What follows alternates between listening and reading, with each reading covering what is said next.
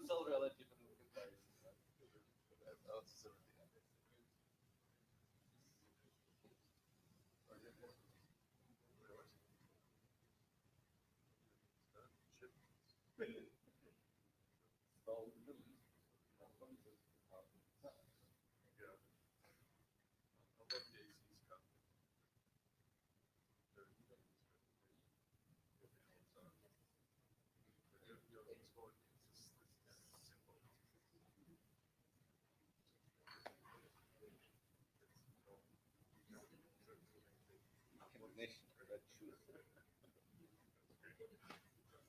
I agree with Tom.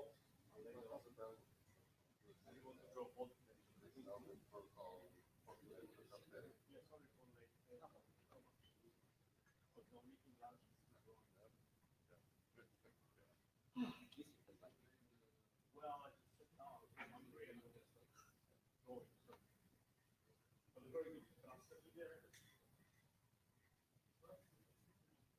I'm having dinner with Sean out there. I'm having dinner with Sean out at Fowler tonight.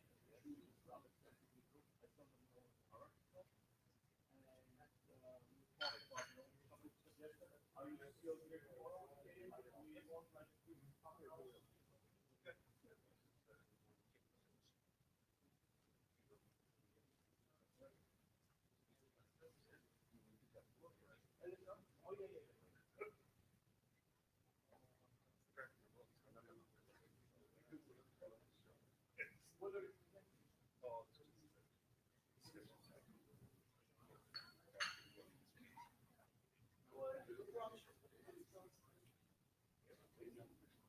Actually, I don't want to. I want to have these guys. I think these guys are good.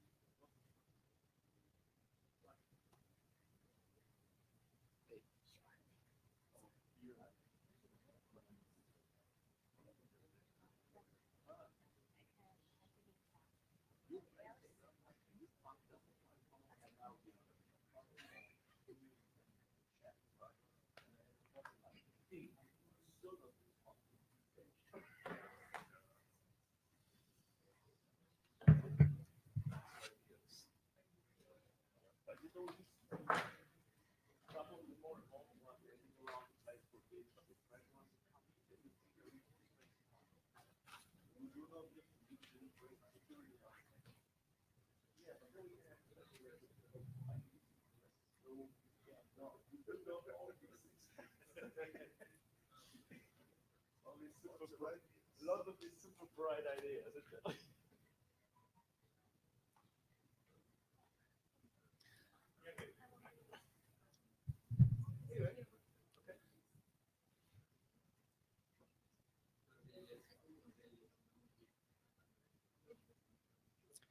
Hello, everyone. Welcome to RIFT Working Group, and we're about to start. So the agenda for today is, let's see.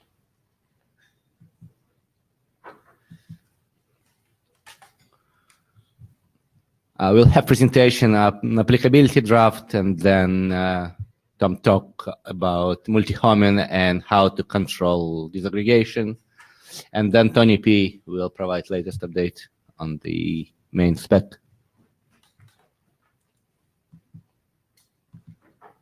Okay, let's see.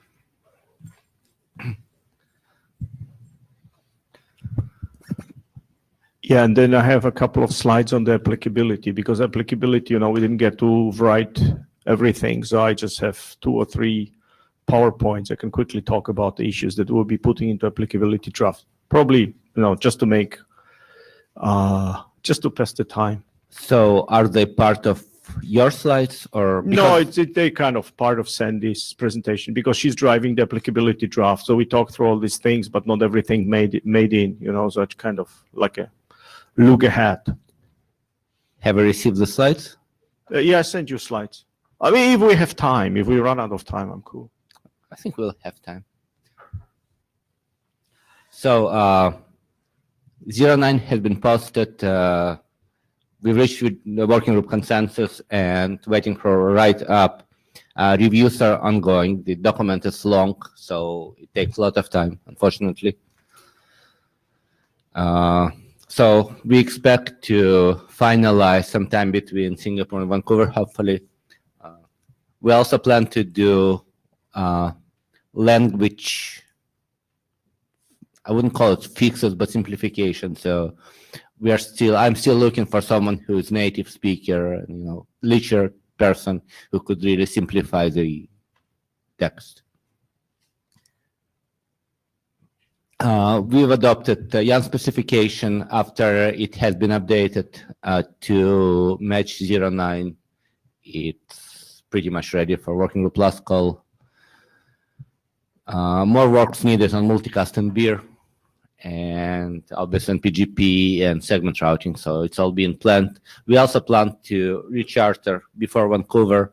Since main document is done, we are going to focus on progressing and finalizing the other documents, so specifically PGP, segment routing, and multicast.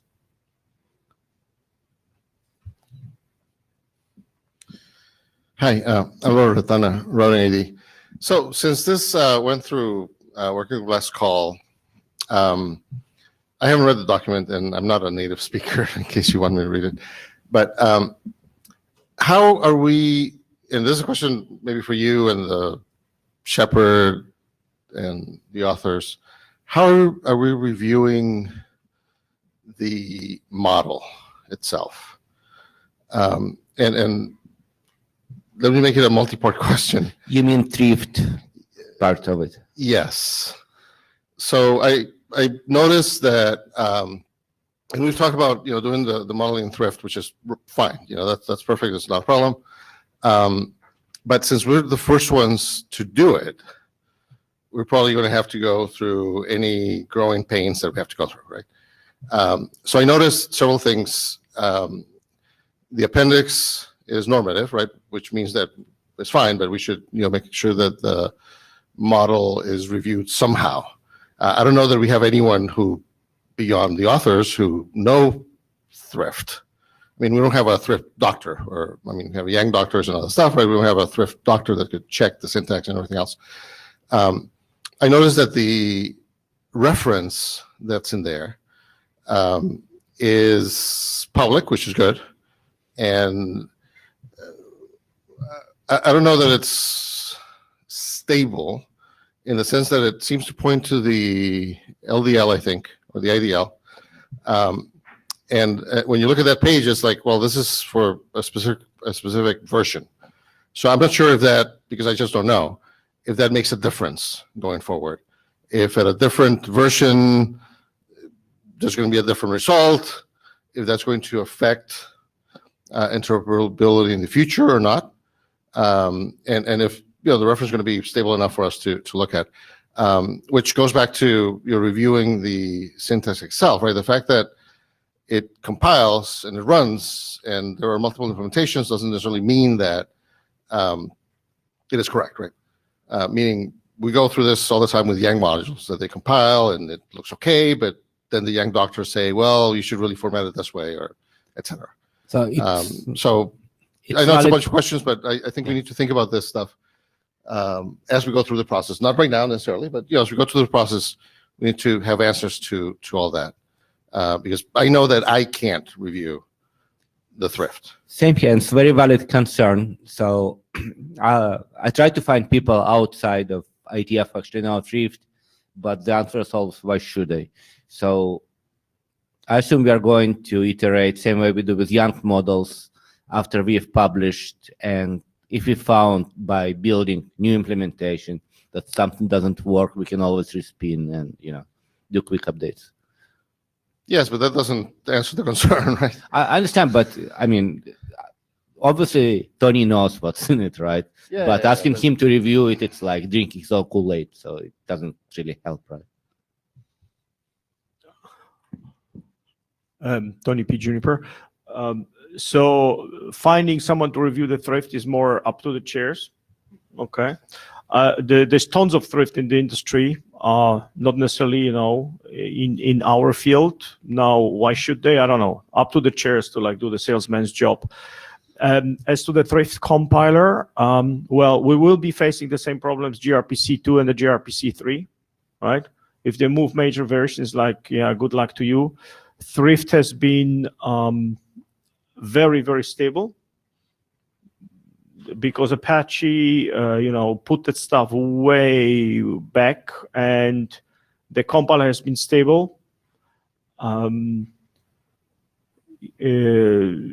is no official binding spec of thrift language, but neither there is of gRPC. And I wish we had a Yang that does the job, but we don't, and maybe we'll have long term, right? So that's about as best practical as answers as can be given right now. Right. So I don't know if the IETF has done any formal specifications using gRPC. So if we haven't, then it doesn't matter the comparison, right? But every other modeling language that we have, right, we have doctors to go look at stuff. Yeah. Now you said something that I wanted to ask about. You said if Apache goes and changes the compiler to some other major version or something, there may be issues. Meaning that if you did your implementation and I did mine and I compile it with something else, we might not be able to interoperate. Is that true, or am I understanding? So I'll interrupt for a second. Bruno is commenting that So just before second. Bruno, I jump in and then Bruno can talk. So first thing, it's more subtle because the compilers deliver actually the code in different target languages. You may have issues between target languages. Welcome to the beautiful world of modeling. That's why I'm so happy we have actually 3 programming languages implementations, and each of them have a different backend code from the compiler, and they all interop. Second, Bruno will probably talk about it. We very carefully checked whether what thrift was promised is actually valid, like when we omit elements and the optional without default, and whether the stuff really shows up, and we can decode something, we added an element, and so on. So we did pretty, I would say, anal checking with Bruno whether the stuff holds up, because otherwise we knew we couldn't progress the model without going through the major versions. But yes, I mean, industry is doing tons of ideal now. It's all over the place, and we kind of have to catch up. And I guess over time we probably have to evolve the Yang if we have the energy and the time to do those things. Otherwise, we have to learn to live with all these ideal languages. Sorry. So Bruno can hear but cannot speak. He is saying that when he tried compile for another language, he had some problems with handling a number. So I assume we'll see some minor issues between languages, but at least those languages that have been tested should be probably. Again, the interdependency is not really IETF domain, right? Well, we're supposed to be producing interoperable specifications, right? Yes, yeah, so specification is interoperable. The compiler behavior is not. So what I was going to say is that I'll defer that to some other time that you want to argue that with someone else. But what I was going to say is that we should at least include. I just looked at the draft, and there's an implementation. Looks like maybe considerations section. Maybe you want to include an implementation status section that talks about a little couple paragraphs of what implementations have already been done. This compiled to this language, that compiled to that other language, et cetera, so that when people look at this, at least they might not have the same thoughts, or it might be easier to go through, or whatever. No, in the same draft.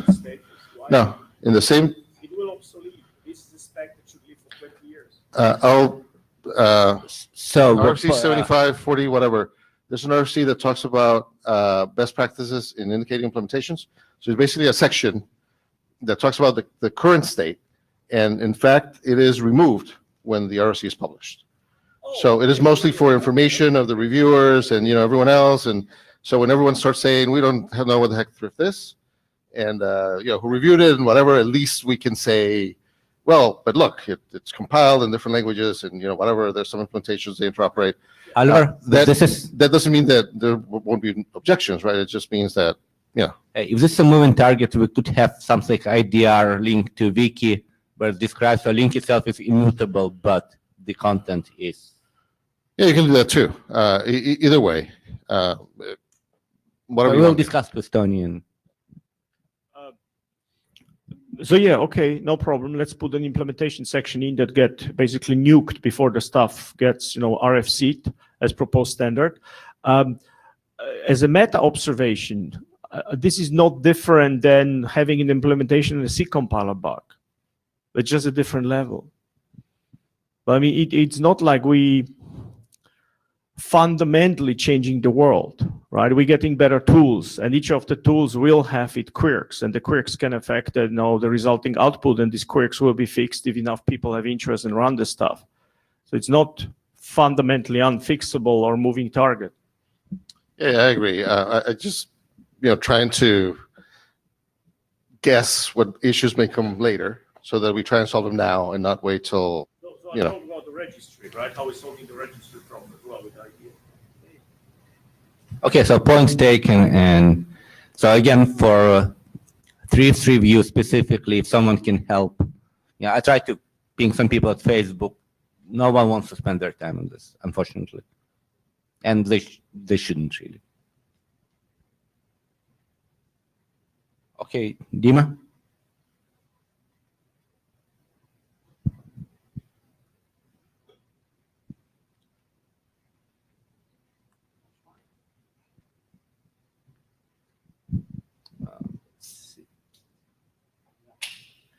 Hi. There's a clicker. Just a moment. Yeah. I want to discuss control disaggregation and multi-homing in data center networks.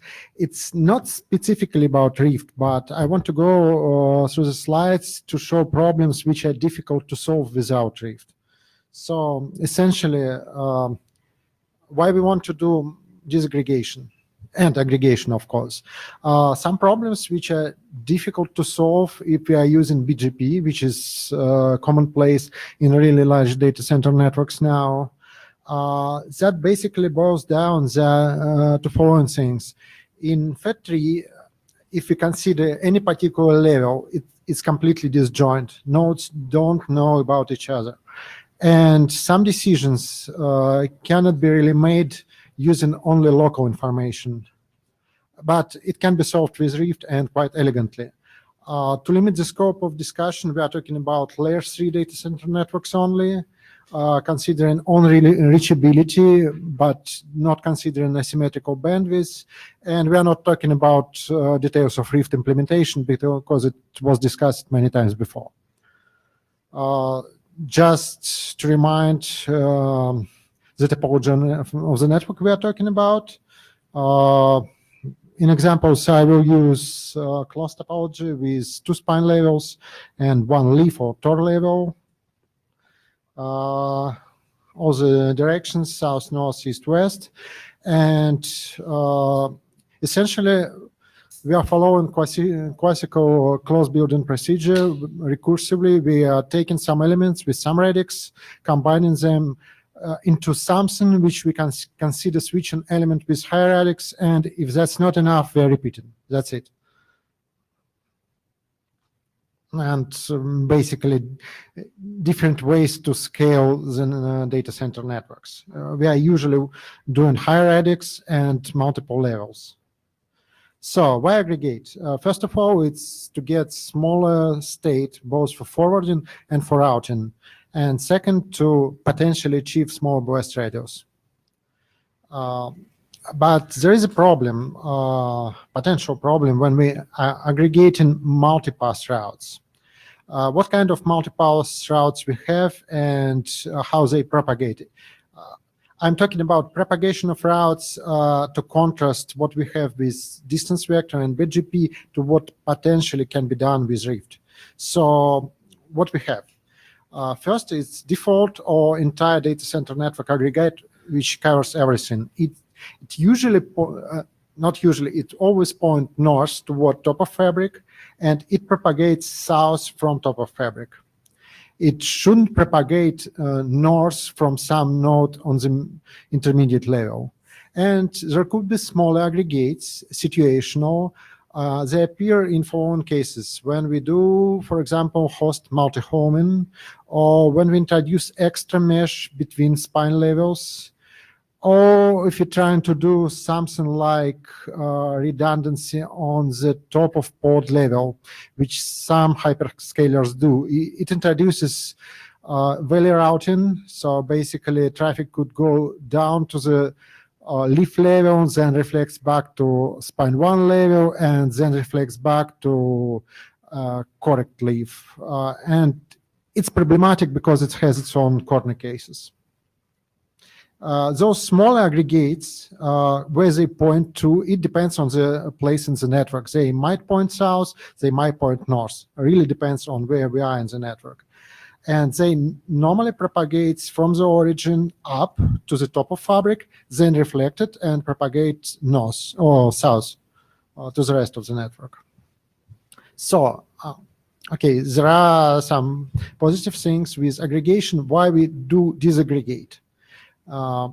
Basically, the reason is when we combine multipass and there is an aggregate, this aggregate covers multiple destinations, and we have failures somewhere, not on the direct next hop, but remote failures. Reachability becomes asymmetrical. Basically, not all the intermediate next hops are valid for all the remote destinations. And if we try to use only aggregate route, what eventually can happen is that we come to some node which originates that aggregate, but there is no way to go further from that node to the particular destination we really need, and that's backhauling. And in particular, if we consider cost topology, classical cost topology, there is a specific property. If we look from top of fabric down to the leaves, there is only single pass from any particular top of fabric node to any particular leaf, just single pass. And if failure happen along that path anywhere, then that particular top of fabric node becomes ineligible for routing traffic towards all the destinations which are behind that leaf node. And that means that we can't really use default anymore, because some next hops are valid for all the destinations, and some next hops are valid only for subset of destinations, and we do need to disaggregate. And of course, there is a fallback scenario. Basically, the simple thing to do, we can just start with disaggregated everything, never aggregate. It works, but it doesn't scale, and essentially we are living with the worst case scenario all the time. And really, forwarding state, especially multipass forwarding state, can be a problem, and I will show that later.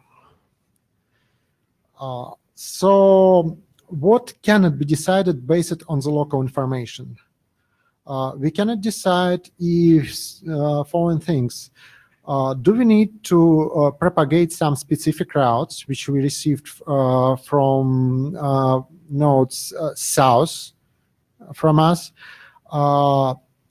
Because do we need to propagate that specific? Because other nodes on our level advertise aggregate, but they don't have reachability, don't have routes to that specific destination, and we really need to inject or propagate specific. And another question is, do we have a full set of all possible valid routes in the network at the current moment? Because if we don't, then we are potentially black holing something.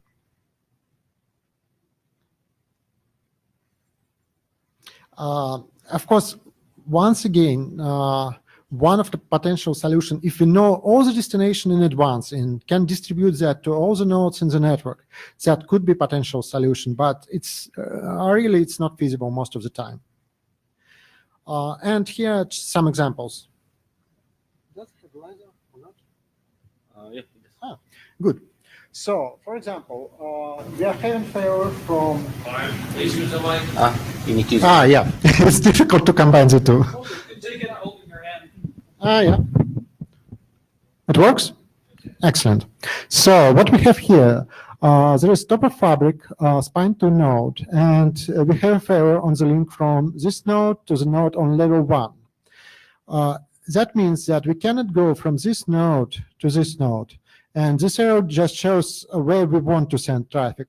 So this particular failure means that this node and these links, which with the dashed lines, they're ineligible, they're invalid if you want to get to that particular destination. And that means that 3 of the spine 1 nodes, this, and this, cannot really use the default. They need to have more specific routes, because they cannot send traffic to this node with this top of fabric node. What's interesting is if we have failures lower in the topology, like entire node or link from spine 1 down to Tor node, then affected part of the topology is much larger. So blast radius is quite large. And that means that we need to disaggregate not on the spine levels, but we really need to disaggregate on the leaf levels. All those leaves cannot select any node from this plane to go to that destination. They all need to go through the yellow plane. That's also a property of closed topology, because basically the higher up you go in the topology, the narrower and the smaller the subset of remaining topology when you can go. And once we select plane, either this or this, we cannot switch to another plane. We went to this node, we are confined to this plane, and if it's a problem with the connectivity from this plane to the destination, bad luck. That's black hole. That's how it looks with 2 spine layers. Situation becomes a little bit more interesting if you have more than 2 spine layers, but essentially it's the same. The lower the level where we have failure, the larger the blast radius, the more nodes need to disaggregate, more nodes cannot use the default. Really, most of the deployments are fine with 1 or 2 spine layers. Very few deployments really need more than 2 spine layers. And another thing is failures and forwarding state. Problem is that in modern switches, especially if we are talking about commodity hardware, ECMP forwarding state is a scarce resource. And it's not vendor specific, it's just how lookups work. Essentially, once we are dealing with ECMP, after longest prefix match lookup, we have a couple of additional tables. We have ECMP group table, which in turn points to the block of next hops.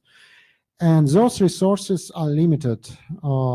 So we should be careful, and they can be consumed quickly, because usually it's okay to have moderate number of groups, but especially of intermediate spines, which have very wide ECMP looking north, the number of consumed next hop entries is basically number of unique next hop groups multiplied by the width of ECMP, and width of ECMP could be 32 or 64 on modern switches. So it's really scarce resource.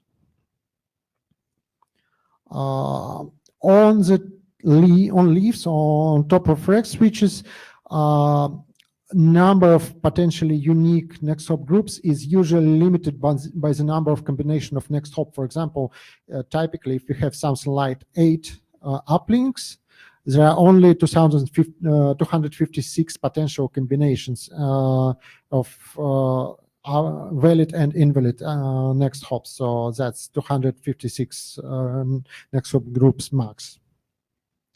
Another situation where we have to deal with aggregation and control disaggregation is if we want to do host multi-homing, and specifically layer 3 host multi-homing. So setup is following. We have a pair of switches, and a number of hosts are door home to those switches. Each switch in the pair originates the same aggregate.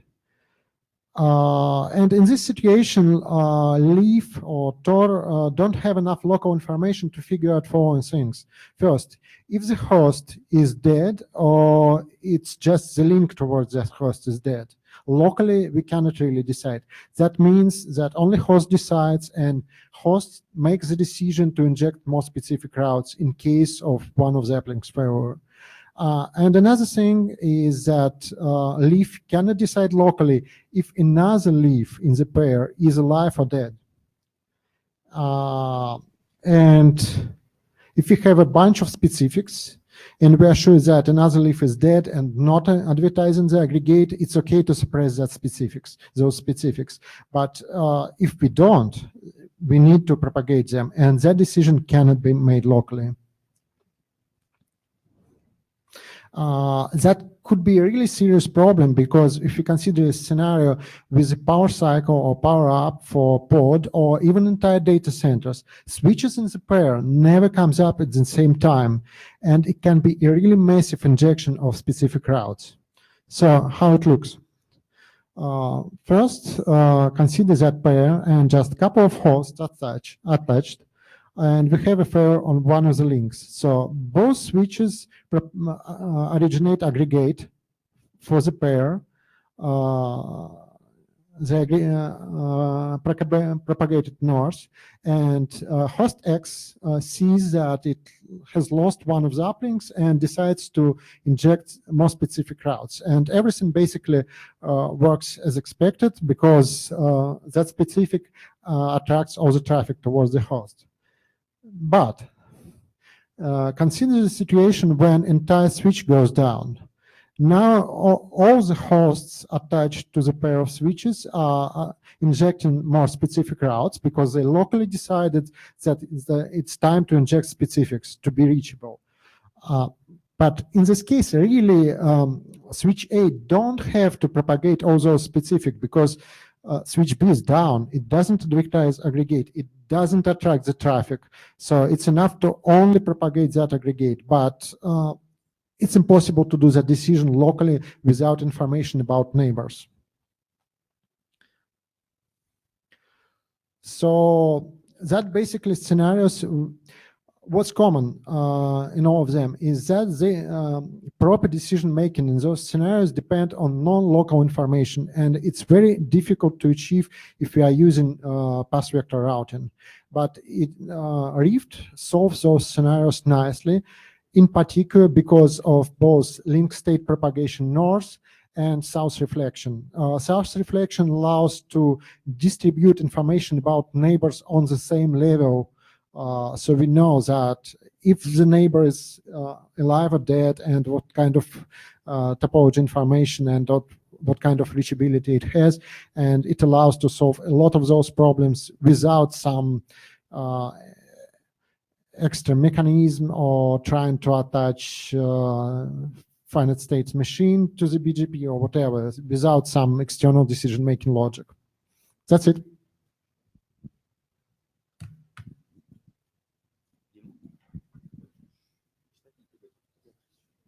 Tony, we decided to let you talk now and then the continuous applicability. Huh? Oh, any questions?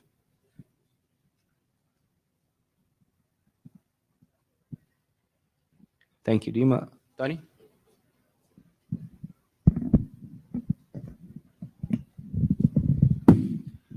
So if you're interested in backup section, you can download slides. It shows you how next hop structure look like, and kind of to explain in details what was told.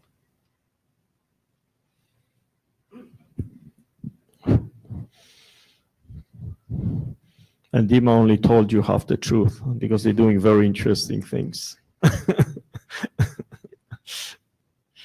Yeah, and actually, so practical output from having people lab that stuff and looking like disaggregation behavior, right, and the cost of routes is that some people are asking actually for knobs where between the leaf and the pod level, especially if they run server, they would like to have the disaggregation all the time, because that significantly speeds up, link failure to the leaf without actually being a big burden. So if you have a rack with 40 servers, it's like 100 addresses.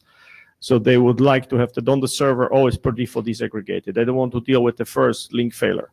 Whereas at higher levels, of course, it can cause a lot of disaggregation. All right, so I basically tell you what was going on. I mean, nothing too exciting. Specs done. We're just like going through the motions, documenting more and more. Oh yeah, the applicability sketches is another thing. So I just tell you what's going on the review status. So that's like the second round. We had actually already a first round on the 4 stuff done, and now we progress to the 8. So from the security side, we kind of cleared everything up, which, I mean, those are the people most interesting questions. So that stuff is all wrapped up. And from the ops and from the routing gear, we had basically, issues to clean up. And on the gen art from Sparks, we got like not ready. And somewhat a larger discussion. I talk about a lot of what I improved on the draft, but basically the big, I'll talk also about what is outstanding. But what I not mention is that from one reviewer came, well, is that a spec that will work, right? Like that's underspecified by my feeling. Like, yeah, I don't know. So the argument was, okay, we have to, and the spec is not precise enough. People will do weird stuff. So the best answer we had was, okay, you have 2 interoperable implementations, fully documented, carefully through the last 2 years. Look it up. We have a 3rd implementation ongoing, at least, I know of a 4th. And all the questions these people ask can be basically pointed at the spec. So I ask for, well, please give me a measuring stick, right? What you mean, like the spec is ready, except your gut feeling. And nothing came back. So I assume that it will take care of itself. So let's look what I cleaned up and what is still outstanding and where I asked for like some participation. So the Yakov way, whatever is too contested, you just remove it and then life goes on. So the requirement section, it was not as much as a discussion of requirements, but like, why is a requirement section in there, right? So like, well, we removed it, fine. Why should we care? That actually came from 2 reviewers. Like one reviewer, I more had discussion. If 2 reviewers said like, why is the requirement section there? So requirement section is gone. The SR extension section is gone because that's in a different draft. So they ask, why is it stuff overlapping and it's not complete? So that's removed. And that was actually fairly persistent, that it very much surprised me because it is very contrary to what I heard originally from people, which is that they like a narrative, right? Explain it better and please push the implementation super detailed somewhere off. So there was only in appendices. Now 2 reviewers came back and said like, well, I didn't even think the stuff works until I finally arrived at the appendices where I actually could read how the protocol works. So they wanted it pulled in. So all the FSMs and all the procedures. Oh, okay, I pulled it in. So that has been done. Then there was a lot of very good, actually, like 3 reviewers. People really chewed through the stuff. One reviewer kind of, ran out of time of 3/4 of the document, but 2 reviewers really chewed through the document, like really, really careful reading. And the glossary section has, DAG and ZTP, I think there was a little bit of ANL. But then they hammered on the 3-way. What is the 3-way? What is a bidirectional adjacency, right? This is loose. So that has been specified out precisely. There was actually SPF north and south split was not specified, so that is now in glossary properly. There was something more. Oh yeah, so a security envelope, right? They said basically when you read it with the time it becomes clear, but when you hit it, you don't know what it is. So it just lowers readability of the draft. So I thought it was really excellent. I mean, they really must have gone carefully through the stuff and thought about it. Then another very good comment was that with the n-tie and s-tie, people were confusing n-tie with the node tie, because we have node north tie and node south tie and so on, right? And we started to throw these n-tie and s-ties, and in some examples, people got confused. So the whole spec got the n-tie, s-tie has been expanded to north tie and south tie. I mean, it's a small thing, but two people said that, that is where they stumbled mentally.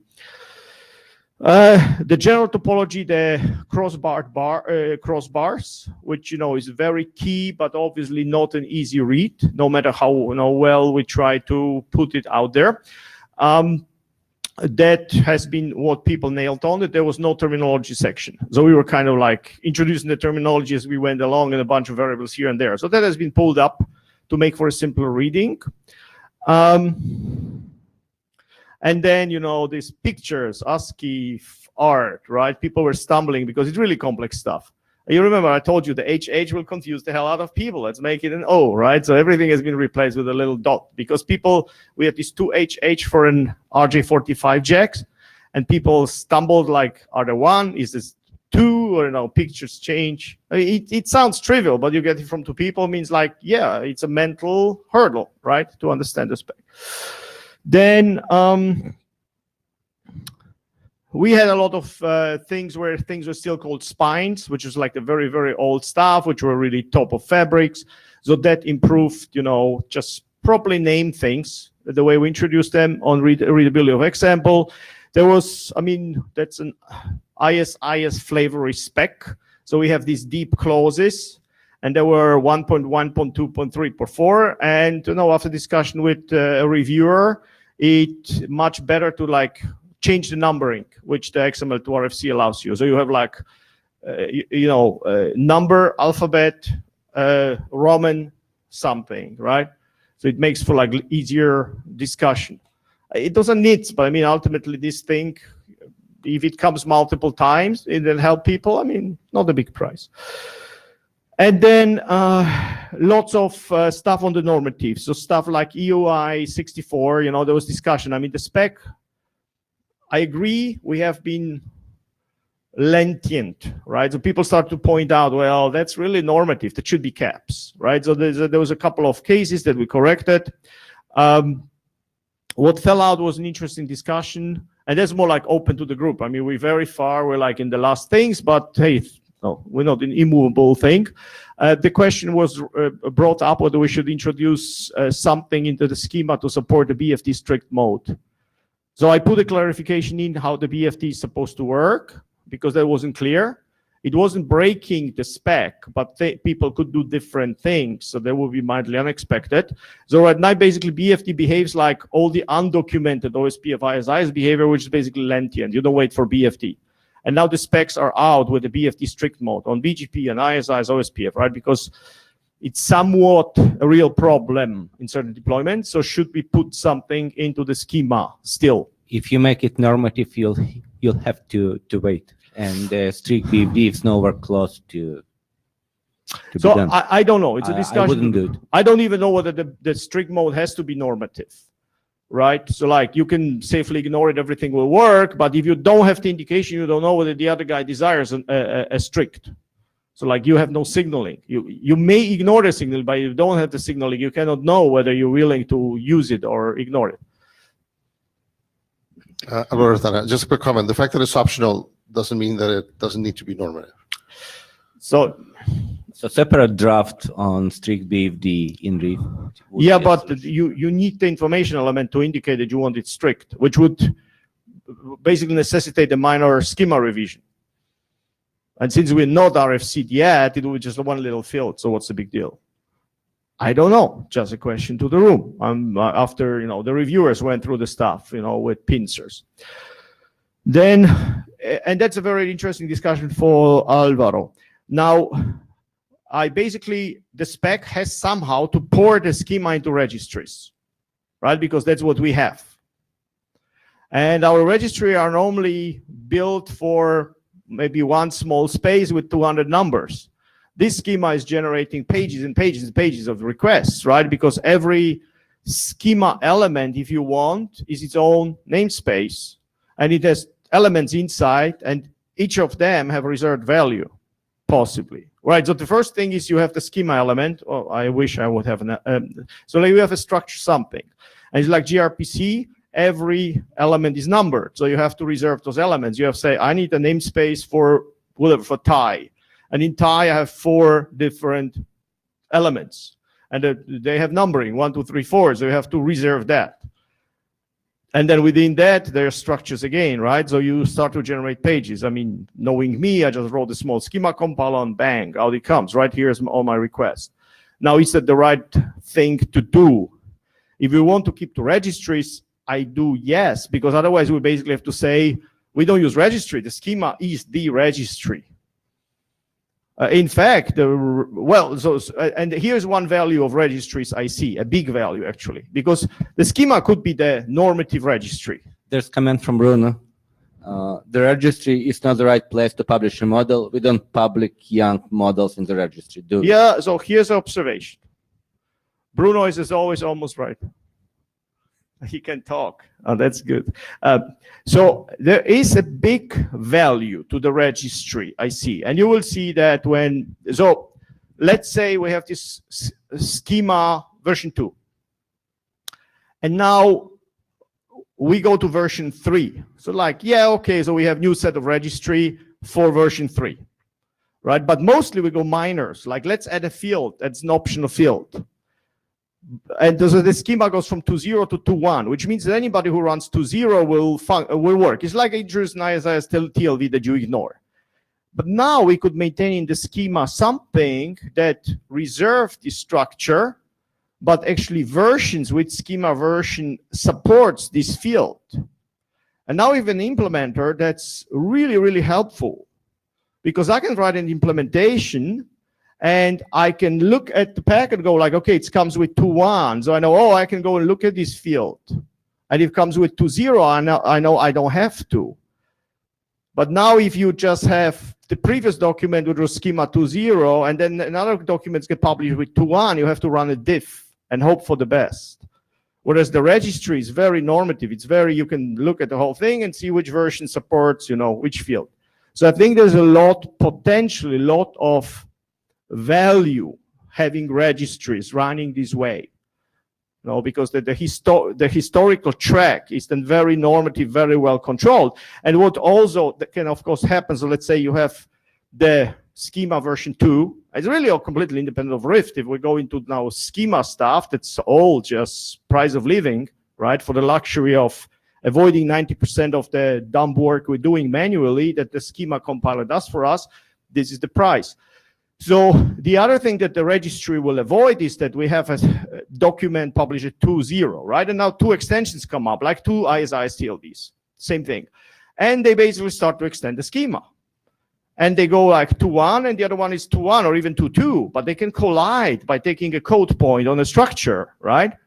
So if you don't have anything, you may just happily progress those documents and extend the schema, and everything hits the fan, even publish them, and everything hits the fan where people implement it. They say, do documents look the same code point, right? Even if the schema, even if they talk to each other and they realize, oh, you're taking 2.1, oh, you better take 2.2.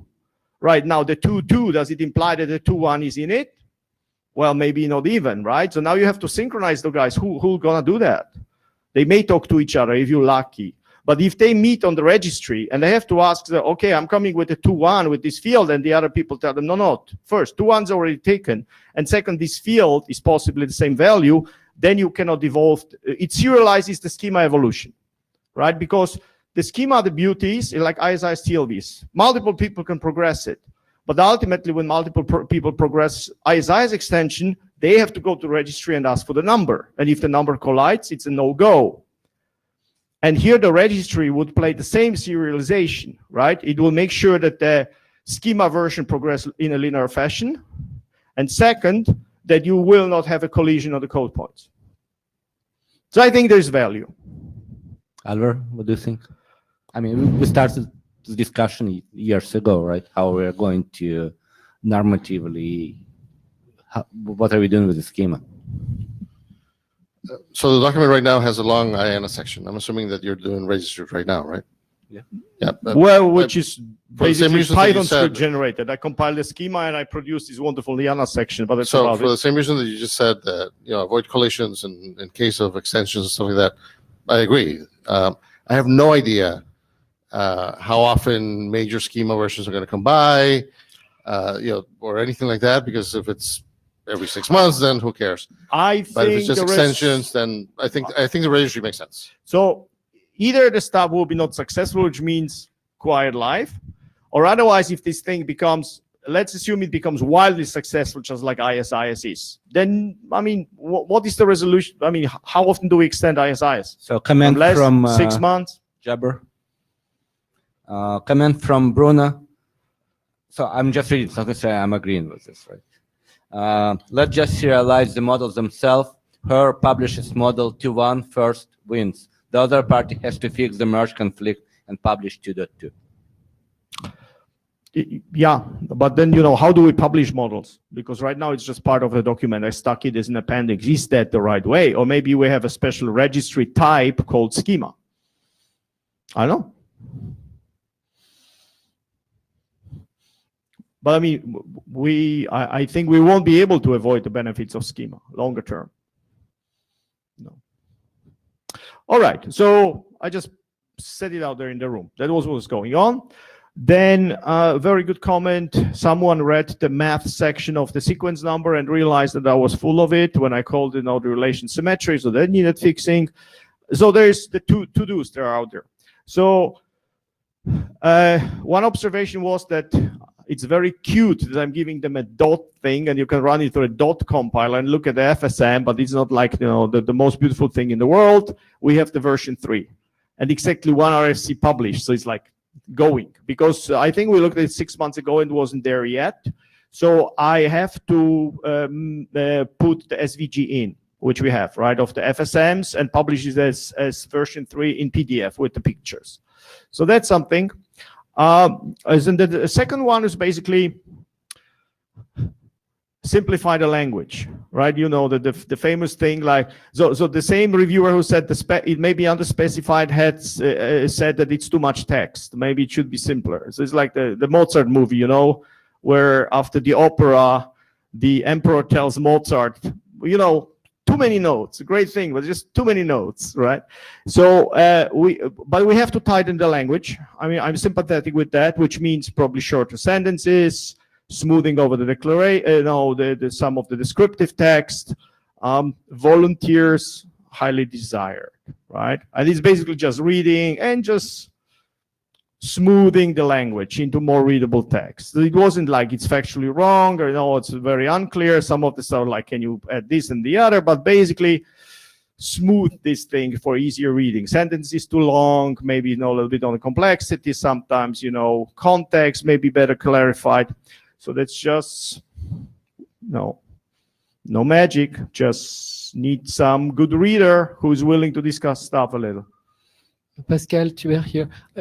The RFC editor is usually fantastic at helping doing this. I mean, could we just open up a bit the envelope of what we ask from them and say, hey, in this case, you're allowed to look a bit more into the working of our sentences, because they help already doing this.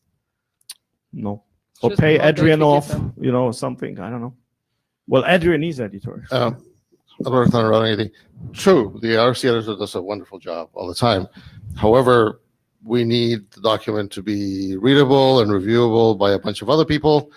So I would prefer if, as Jeff suggested before, if this was done before. In other words, we don't want to just leave everything to the RFC editor because they have a lot of work. This 154-page spec, right? So, and I also think it's non-productive, right? Because what you want is sit there and have someone read and ask questions and smooth it. It's not like you throw it over to the editor, it comes with a bunch of questions. It's like 140 pages, right? So, I mean, I got these comments and it wasn't like it's unusable. It's more like, well, it could be smoother, right? Sentences sometimes too long, edging on here, get on the grammar, look at stuff. So No, I need volunteers who are willing to sit in a room for an hour and read through the stuff and ask, well, that doesn't read well. Can you like smooth it? I mean, yeah, I'm doing the editing, so not a big deal, but I just need someone who will put the brain to look it through another lens. Okay. Comment from Bruno. I suggest just giving up on going SVG diagrams. IETF tool support is not good enough. It is a huge hurdle in reading text version. Let's just do ASCII art FSM diagram instead. I can do it. Not immediately, but next week. Sure. But I mean, those things are complex. So I don't know whether we can squeeze in ASCII. Well, I assume Bruno can. Or we can break it up into multiple, each of just subset of transitions. Problem is these things are so bloody rigid. If you touch anything, you have to manually update it. But yeah, so I don't know how good is the SVG stuff. I just started and I saw that it's pretty arcane, but I assume it works. If it doesn't, then of course, it's much less fun. All right, and the last one was the people pointed out that more stuff should be normative, and that's again, we really need. Yeah. Just a quick question on the format. Is the document already in version 3, or you're still using version 2? No, I started on version 3, and I looked, for example, I realized there's one RFC published in version 3. Yeah. Right, so one. And it doesn't have any picture. So like, oh yeah, exactly. So then I started to look at where it's documented, how you put a picture in. And you could be the first. Yes, it looked fairly arcane. But my naive, good, well-meant assumption was that the stuff actually works. Well, I think I'll be pushing the curve. And if Bruno does the ASCII art, we see where we end. Okay? And the fine-tooth comb on the normative, that more stuff needs to be normative. I got 2 examples, which were correct, right? But it's, again, reading and thinking through the stuff. That's probably less for people who just enjoy, a smooth English. That's more for the people who are actually well in the protocol for a bit, because that can lead to discussion. Because the protocol is, because it's value-free routing, is extremely permissive compared to normal stuff. We allow tons of stuff because, well, do what you want, you can break it. Like, replace your algorithm, what do we care, right? Which normal protocols don't. But those are a little bit of discussions. But that's pretty much the output from the reviewer. So basically, I think that I addressed, except the GenArt, which was Sparks, and possibly, I think the OpsDear gave me some of these readability comments, which I have to address. Yeah. John. Hey, Tony, John Scudder. It occurs to me that since you spent so much time intimidating people by mentioning the page count on your document and then saying that you want detailed review. Lots of that is appendix. Don't worry. No, version 3 doesn't have pages. And since you're so good at parallelism, maybe, it might work. I mean, you get a certain quality of review this way, but to the extent that what you're trying to do is smooth out sentences, it could work, as you could farm out, sections to different reviewers. So maybe I don't have time to do 150 pages for you, but maybe 20 pages would be pretty easy. To a certain extent. I think the introductory, so I have been misled by this group who was originally very, insistent that they like a narrative rather than a dry spec. And the narratives do not parallelize that well. But, the narrative is the front. So I don't think that can be particularly split up, especially it has to lead one into the next. You have to understand why you disaggregate, and you have to understand what is a fallen leaf and why you need negative. But from there on, ZTP could be probably just completely ripped out and reviewed separately. John, have you just volunteered to review it? Hugely, without a commitment to a date.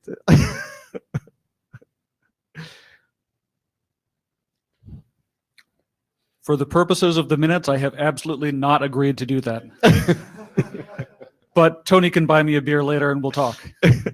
So it's a price, it's not... With John, it works like that. You ply him with beer or beverage of choice and hope for the best. Okay, so that's pretty much the status on the documents. I think we're in a good spot, just grinding forward until the reviewers are a happy bunch. I do think the reviews have been... half of them were fairly stringent, which is a good thing. Okay. But I think they can be satisfied and rolled forward. I mean, there's no road blockers like major stuff, except this one comment, like, is it the specification good enough? For which I get no answer. Like, you have two implementations, now what? You're looking for an ITU spec? We're ITF, right? So, okay. Questions, encouragements, bribes? No? All right, I'm done. Cool. Good work, and thank you for addressing everything. And we are moving to the applicability statement presentation.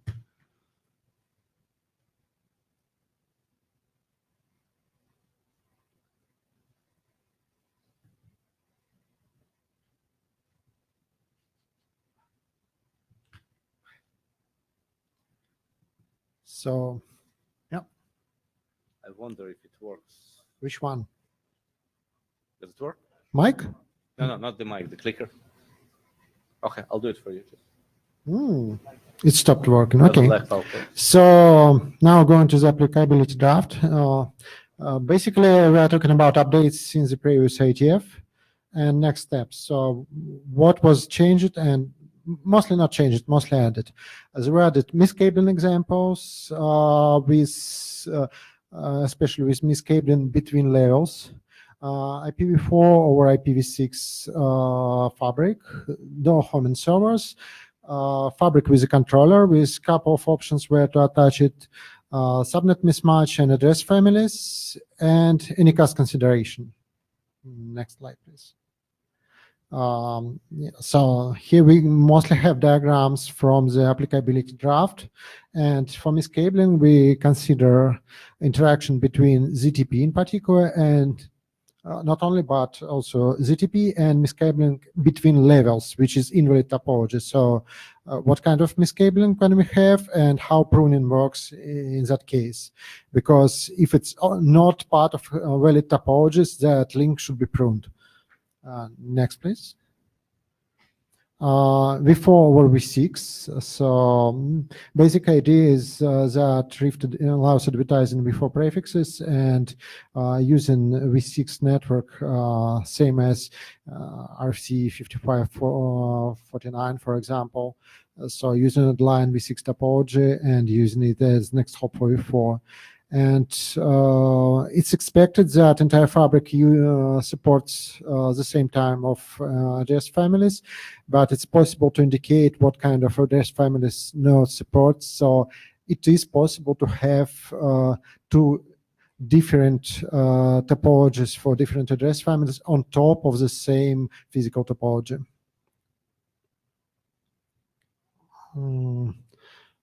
Also, there is a section for door homing servers and disaggregation scenarios. Overlaps a lot with what I discussed before. And also options for attaching the controller, which can be attached either from the top, so top of fabric nodes, or from the bottom of the fabric. There are some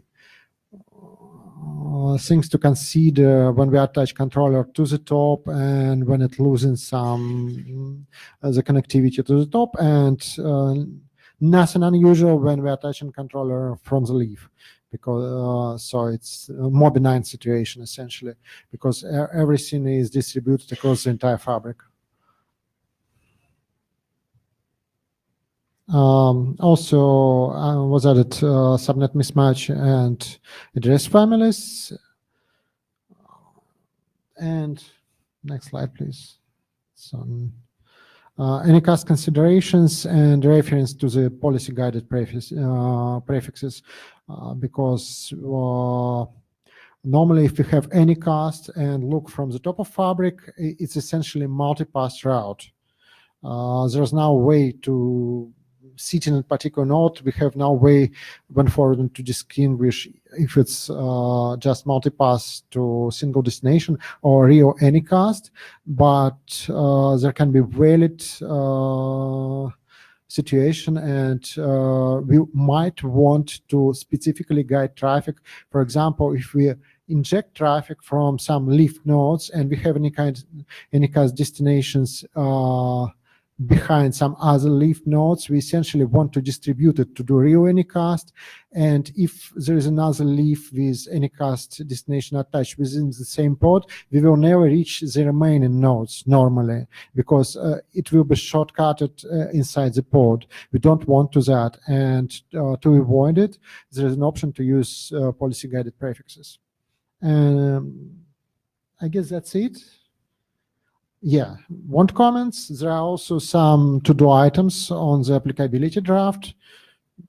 So I guess there will be at least one more iteration before adoption. But well, I recall at least 4 sections with to-do items. That's it. Any questions, comments? Okay, thank you. And we are done for this IETF. We'll continue working. Tony? I said you will have a present. So if people are interested, we have time, right? We'll show you a little bit more detail on some of that stuff. Dima, I swear at it if we have a minute. This is Pascal again. So I understand for the anycast, sometimes you don't want to route down within the pod. You want to go to the other pod, right? Yeah. We want to go to all the destination and distribute traffic more or less equally. And this if we have some anycast destination which is very close to us, basically normally traffic would shortcut to it.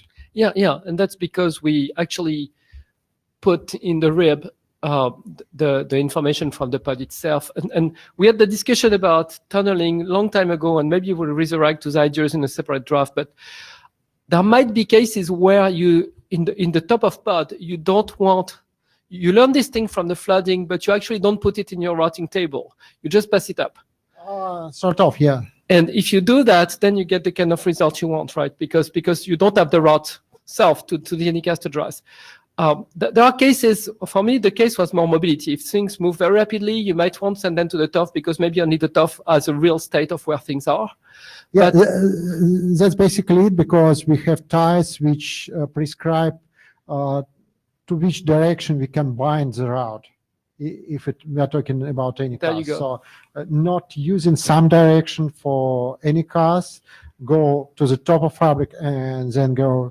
Other option is essentially to design the network around. So we have any cars destinations not in the same ports where we originate traffic. That's also valid, of course. Tony P.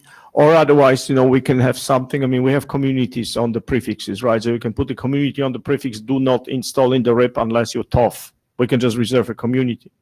Makes sense, yeah. That's also a very simple solution, right? Yeah, sort of taken, yeah. That was your point precisely, but I mean, we already have mechanisms we could very easily use for that. So that's probably one of the sections which should be modified, because handling anycast is a very real problem in data center fabrics. Proper handling. Tony, all yours. Clicker isn't working, just comment. No. It's not working. So next one. So I basically did a couple of pictures just to show you like 2-3 things what we talk about. So there's still a good amount of sections like default from the leaf, default from the TOF that needs to flesh out, and these kind of discussions are ongoing. And they come from like depending people play with it in labs and people thinking through the issues. Next one. So we'll show you quickly the well, without pictures doesn't work because it's all about pictures. All about pictures. Can you hook up mine? No? Well, glorious failure. Well, here we are. In a couple of pictures without pictures. You want the stick? No, just TIFF. PowerPoint. No. Does it have anything? Let's try.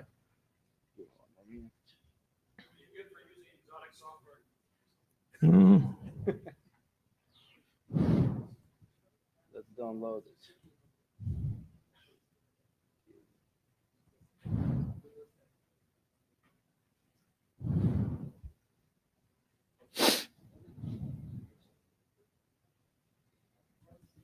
12 megabytes, I think that was what did it in.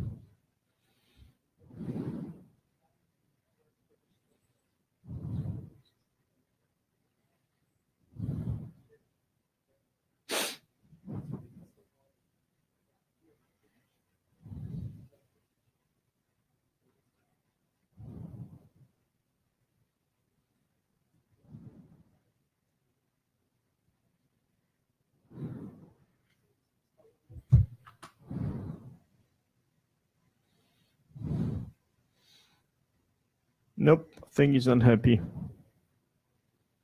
Otherwise, you can.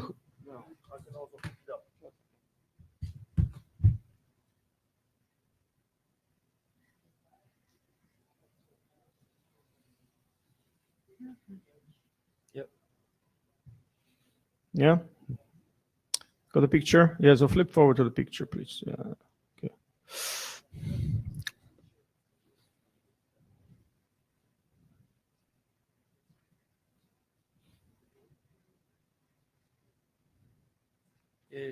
All right, so here are my beautiful pictures. So, oh yeah, okay, so that's the dot. All right, I leave, the cage.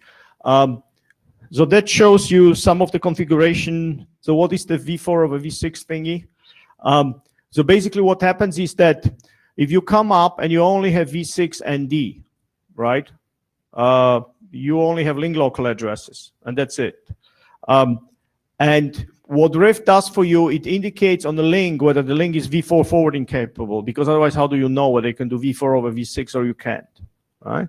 So in case you know it is V4 capable and you have the link locals and nothing else, but it's of course how you optimize your implementation. You may be very smart about whether you have V4 next up V6 link locals, but let's say, you have a link local and you want V4 and nothing else. Then what you'll have on your side of the implementation, you will have V6 table, which is resolving link local, the B to the MAC. And that's really everything that you need if you implement it well. So you can push a frame towards a V4 destination through this link, and as a gateway MAC, you just use the MAC of V6, and that works just fine. Right. So that is what section of the applicability document talks about. Now, do you have to do it that way? No, I mean, the implementation is fairly lentient, right? But it's like a technique that you can use that makes, especially since we're forcing ZTP so much on the protocol that it's such high demand, that makes for very nice ZTP v4 support on a fabric, which has basically no addressing, just comes up v6. And the other one is, so there is this problem that now, so let's say you run a BGP data center, right? So you run a v6 session and a v4 session, or do you run one session with multiple next hops? You advertise the same prefix ones with the v4 next hop, v6 next hops. Do you want to share fade if the session falls down both address families, right? So Rift gave a lot of consideration, people play in the labs. So the applicability session, I mean, that's not part of the spec, because kind of the spec is self-evident if you implemented it. But if you didn't, then you know when the applicability document is very helpful, because it explained to you that the way that Rift works is that you have multiple address families, but they do not share fate, right? Because we have two types of lies. There's a v4 lie and a v6 lie. And the point of those lies is that that's how you get the source address of the other guy, because you have to resolve the next hop. Now, so that's, well, here, that's what I omitted, right? You get from node B, when you get the lie with the v4 capable, that's also how you know what his address is, right? Source address. And then you can resolve it to the MAC that you use as his gateway to point to him as a gateway. But in this case, something funky can happen. People can change configuration, and all of a sudden, the v6 addresses have a subnet mismatch. And there's a really dumb idea to forward through subnet mismatch links, which ISI is also used to do. But there are documents explaining what happens if you do that. So you better not. So you probably go and check subnets. And if you check the subnet, what can happen is then when you check the subnet, you will lose the v6, but the adjacency will stay up because the v4 is still up. And the Rift document, however, says that we do not remove AFs once we have them. right? Because otherwise you end up in a hot mess of a really complicated FSM. So if you really want to rectify this condition, you really have to clear the adjacency. I mean, you can just give an alarm and say, look, the V6 got an address mismatch. And the other thing that, next one, Jeff, please. Sorry, I really have to be in front and point to it. So this is some of the stuff that we talk about, the loopbacks for controllers, non-controllers consideration.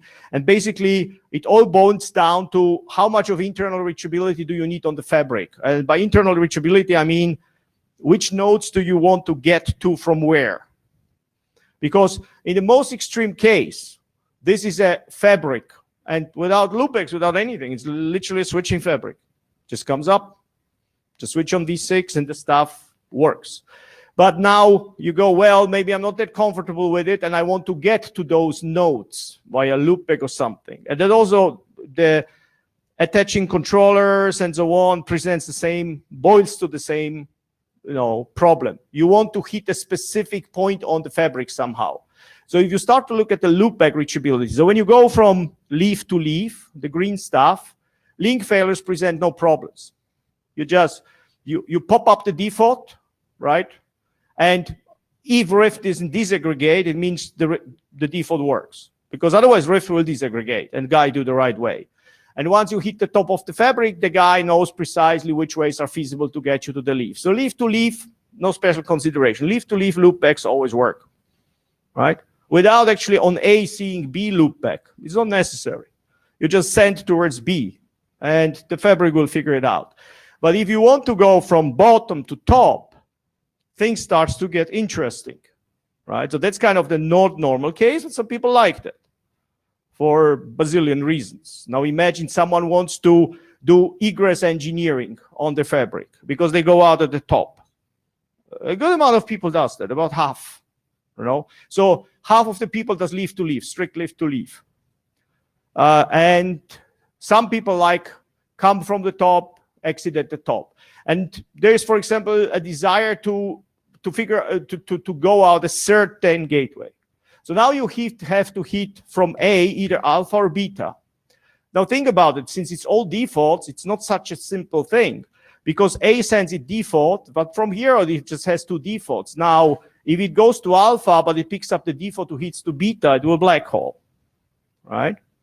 So if you want that to work, then you have to push the loopback of the node 1 south. Which is no big deal, right? With just like you advertise default routes, you just add this more specific, right? It's not disaggregation because we have special ties for disaggregation, right? For computation purposes. It's just your default doesn't have to be a default. Actually, the applicability draft talks when is it that you really don't want to advertise the default. You want to advertise the internal fabric default, right? And it goes towards the role like you may want to have more prefixes, something like Anycast or something like Dima was talking, right? Like I like really this prefix from the top, so I'm attracting this stuff. And if link fails, it may be actually not even enough, right? Because let's say I'm coming from down here and I want to hit alpha. Now, if I see default both ways and I hit it here, even I will not have an alpha because this link broke. Only this guy has an alpha, which means that the top of the fabric loopback has to propagate all the way down for the stuff really to work with link failures. I mean, that's just an example what goes into applicability draft in details, right? And how you achieve that, you can do PGP, you can do multiple mechanisms. But that's basically how you deal with the internal reachability, right? Do you want to go from north to the south? Do you want to go from the bottom to top? Do you need loopbacks and so on? So that's just something to flesh it out a little bit, makes it work. Oh, thanks. There's many more sections where we'll be filling in and adding more pictures and whatever not. Question? Not really a question, but more like comment.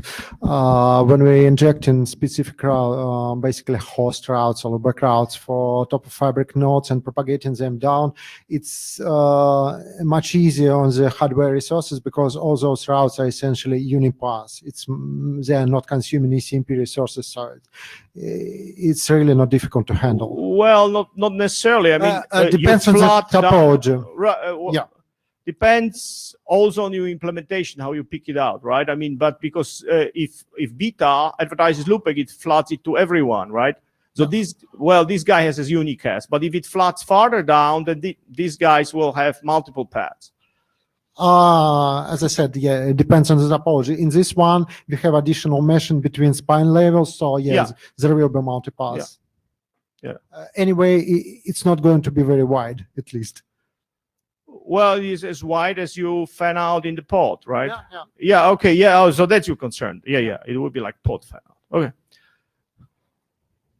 So yeah, so that's, I assume this applicability draft will actually take at least 2 revisions, because more and more stuff comes up, the more people bang on it and do lab things and think through the stuff, which I think is exactly what Alvaro desired, because we have been called the marketing document, which it still is. Okay, thanks. Thanks, good work, and it's very useful to see the differences with other protocols and why would you deploy one versus another, and I mean, it's good work on applicability statement. So thank you, everyone, and we'll meet in Vancouver.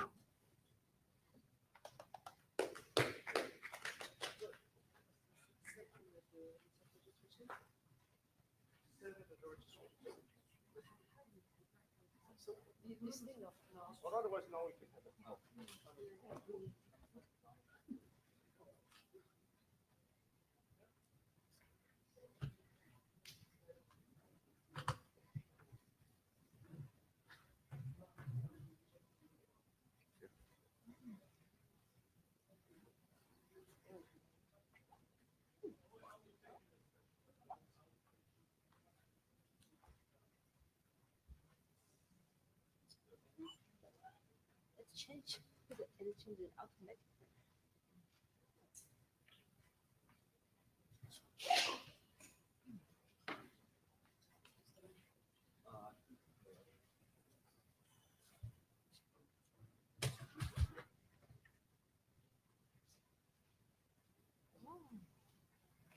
Wonderful.